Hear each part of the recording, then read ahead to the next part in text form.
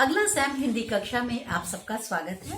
तो बच्चों, अभी हमने पिछले पाठ में पढ़ा था 11वें अध्याय में, जिसमें लंका को विजित कर लिया है राम ने और विभीषण को उसका राजा भी बना दिया। तो अब हम पढ़ेंगे राम का राज्य अभिषेक। विभीषण चाहते थे कि राम कुछ दिन लंका में रुके, उनकी नई लंका में।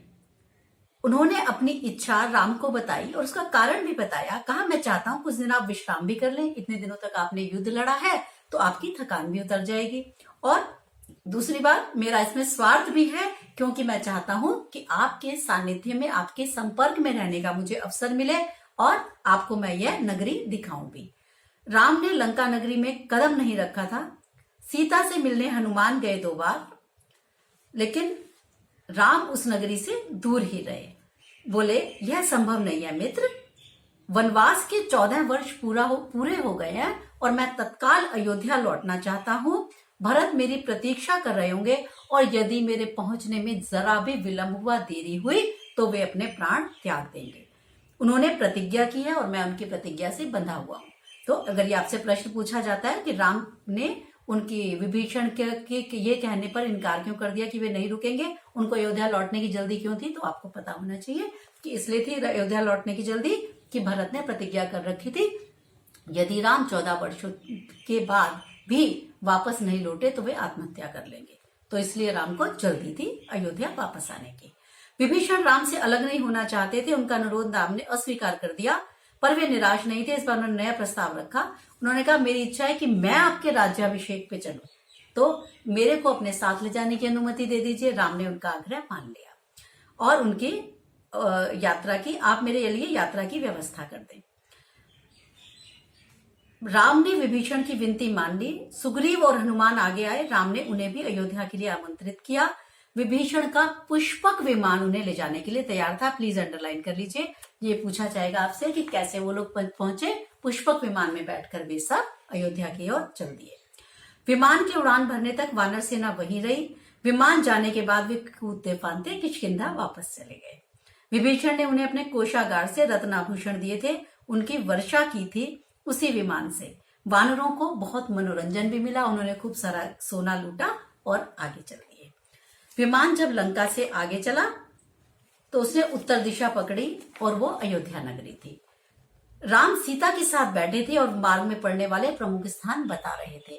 सीता का हरण करके रावण उसी मार्ग से लाया था। सीता ने उस समय तो वे स्थान ठीक से नहीं देखे थे। फिर जब रणभूमि पड़ी तब उन्होंने बताया और उन्होंने उसको, सीता को वो पुल भी दिखाया कि किस प्रकार से नल और नील ने यह पुष्प जो किष्किंधा के रास्ते में पुल था समुद्र पर, वो पुल भी उन्हें दिखाया गया। सीता के आग्रह पर विमान किष्किंधा में उतरा। सुग्रीव की रानियां तारा और रूपा को भी उन्होंने साथ में ले लिया। राम ने सीता को एक पतली चमकती रेखा दिखाई और उन्होंने कहा, देखो यह गोदावरी नदी है, ऊंचाई से ऐसी दिख रही है और इसी के तट पर पंचवटी है। सीता को पंचवटी देखने से, सीता ने आंखें बंद कर ली।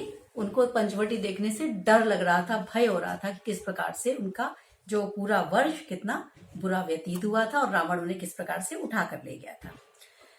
जब गंगा यमुना के संगम पर ऋषि भरद्वाज का आश्रम था, विमान वहां उतरा। सबने वहां रात बिताई। ऋषि का आग्रह था तो इसलिए वो इसे टाल नहीं सके। फिर उन्होंने वहीं से हनुमान को अयोध्या भेजा कि जल्दी से भरत को बता दो, कहीं ये ना हो कि कोई अनहोनी हो जाए। राम सीधे अयोध्या नहीं जाना चाहते थे। उनके मन में एक प्रश्न था, 14 वर्ष की अवधि कम नहीं होती, कहीं इस अवधि में भरत को सत्ता का मोह तो नहीं हो गया कि कहीं पता लगे कि वो वहां गए और वो राम का वहां पर स्वागत न करें, बल्कि भरत स्वयं ही राजा बन बैठे हो। हनुमान को अयोध्या भेजते हुए उन्होंने कहा था कि हे वानर शिरोमणि, भरत को मेरे आने की सूचना दीजिएगा और ये ध्यान से देखना कि ये सब सुनकर भरत के चेहरे पर कैसे भाव आते हैं।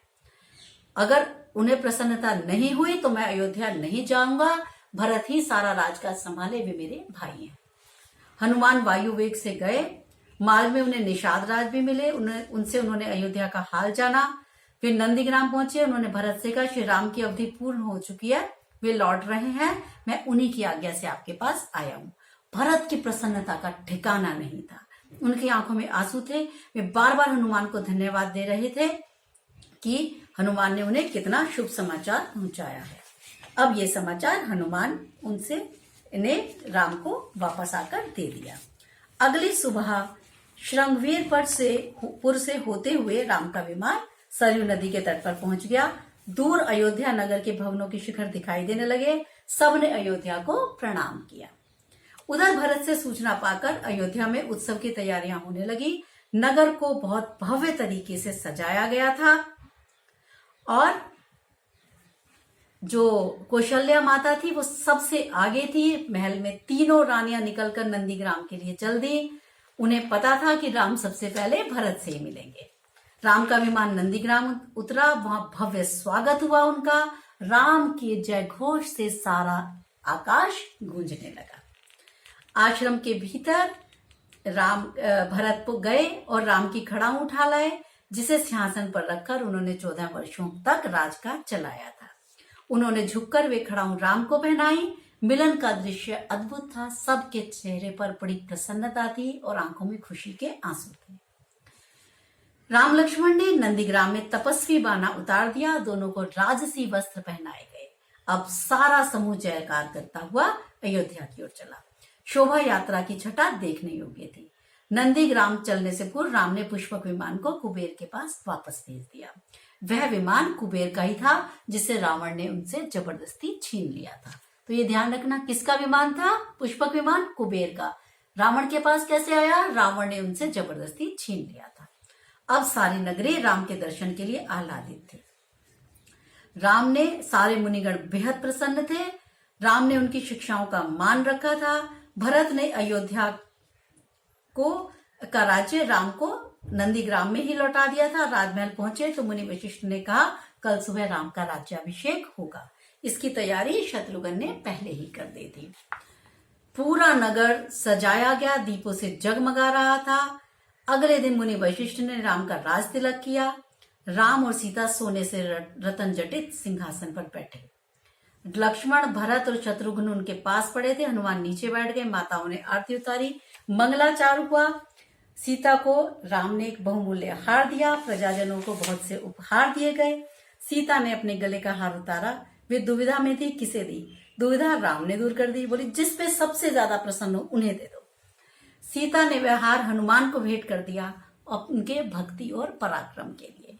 कुछ दिनों में सारे अतिथि एक एक करके चले गए। विभीषण लंका लौट गए। सुग्रीव किष्किंधा की ओर वापस प्रयाण किया उन्होंने। ऋषि मुनि अपने आश्रम में चले गए और लेकिन हनुमान, उन्होंने कहा, मैं आपको छोड़ के कहीं नहीं जाऊंगा। वे राम दरबार में ही रहे। राम ने लंबे समय तक अयोध्या के राजा रहे। उनके राज्य में कोई भेदभाव नहीं था। सभी सुखी थे और कोई बीमार नहीं पड़ता था। खेत हरे भरे थे, पेड़ फलों से लदे रहते थे। राम न्यायप्रिय थे, गुणों के सागर थे।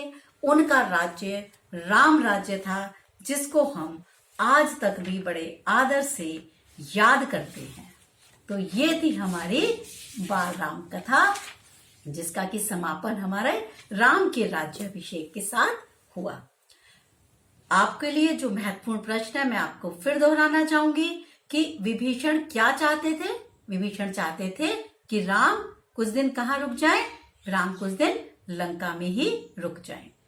फिर अगला जो महत्वपूर्ण प्रश्न है, राम को वापस आने की जल्दी क्यों थी? राम को वापस आने की जल्दी इसलिए थी कि कहीं ऐसा ना हो कि जो भरत है वो 14 वर्षों तक न पहुंचकर, अगर वो ना पहुंचे तो राम जो भरत है वे आत्महत्या न कर लें।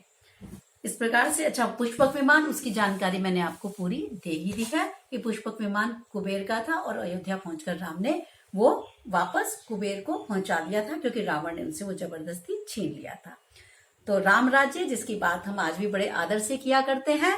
तो ये थी बच्चों हमारी राम कथा, जो आज पूरी समाप्त करती हूँ मैं। अब हम मिलेंगे अगली पुस्तक के साथ। दूर्वा हम पढ़ाना शुरू करेंगे। तब तक के लिए बच्चों मुझे आज्ञा दीजिए। नमस्कार।